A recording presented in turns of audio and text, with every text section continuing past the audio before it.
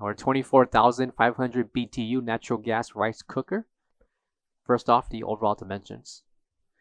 From the left to right handle, we have 23 3/4 inches. And the measurement for the rice pot itself, we have 19 inches, with the interior dimensions measuring 17.5 inches in radius by 6 3/4 inches in height. For the rice pot, indicated will be the levels in liters and the cup capacity. 10 liters along with 55 cups being how much this rice pot can handle.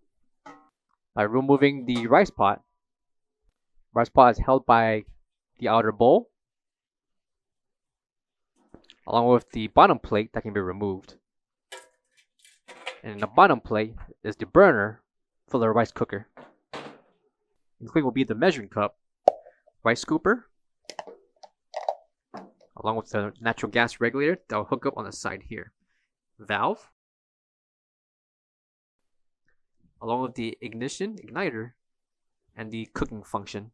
Coming to the back will be the ETL certification specifications along with the BTU information for this rice cooker. For all questions, give us a call or visit our website coolerdepotUSA.com for more information on this product. Thank you.